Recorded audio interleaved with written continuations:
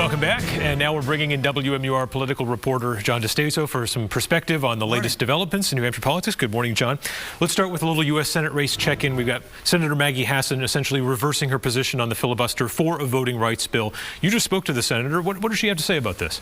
Well, she said that she's been increasingly concerned with some of the Republican legislatures across the country moves to restrict what she views as a restriction of voting, and they would certainly view it another way, as to ensure integrity of voting. I asked her about New Hampshire, if New Hampshire fit into that category, and she named specifically the redistricting of the congressional districts. And she said that that was something that has become partisan. And in her view, certainly this is not shared beyond the Democratic Party as far as I know, is that the federal legislation, the Freedom to Vote Act, which used to be the For the People Act, and the John Lewis Voting Rights Act need to be passed to address that. And the only way to do that right now, since they would never get 60 votes, is to carve out these voting rights bills for 51 votes.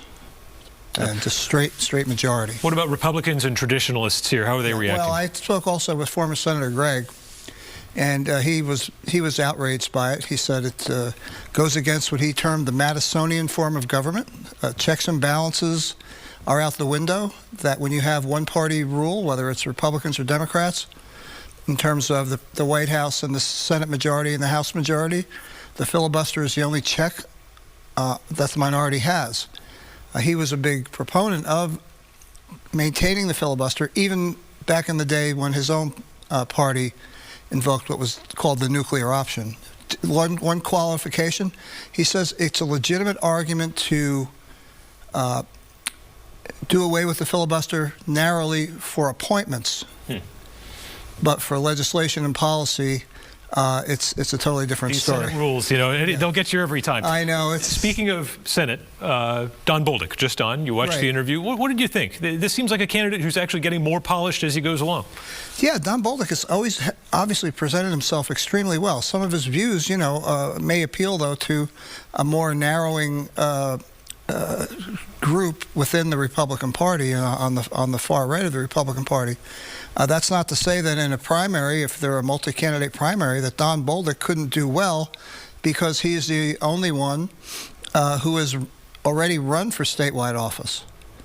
And interestingly, in a poll that I published from Trafalgar, he actually did better against Maggie Hassan than Senate President Morse. I think, quick thing, Don Bolduc's problem, though, is to run a statewide race, you need to raise more than $130,000 over the past year, and have cash on hand as of the end of the third quarter of about $60,000. So maybe that'll pick up. But right now, he has as much money as a state Senate candidate. Yeah, some of those key metrics aren't there for him, but you wonder if maybe he is where the Republican Party is going these days. He's picked some fights. I mean, Governor Chris Sununu, that's a tough one. He may be on a Karen Testerman-like trajectory. We'll see. Let's revisit an interview we did with DNC Chairman Jamie Harrison at the end of last week, because it's important. Do we have some tea leaves to read here in terms of his answer, and when he said, I believe, we're not sure what that's going to look like in reference to the primary calendar? Yeah.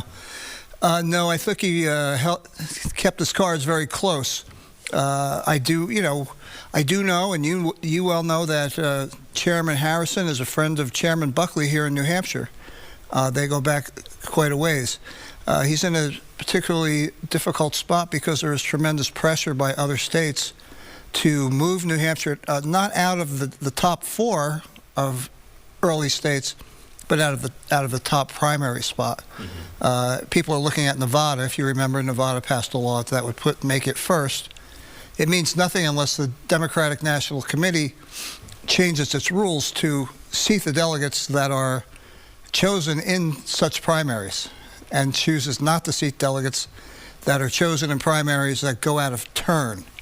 Hate to get in the weeds, but ultimately, Adam, you know, the president's in the White House, and when you have the president in the White House, that party turns to the president ultimately for how the next primary schedule should be set up. So we'll see what if President Biden weighs in at some point, whether it's explicitly or behind the scenes. Yeah, you've got to wonder, too, if they don't get Build Back Better, if they don't get a voting rights bill, if this is what's going to be their thing that they have to get done to change. Yep. John DiStaso, thanks for joining us on Close Up.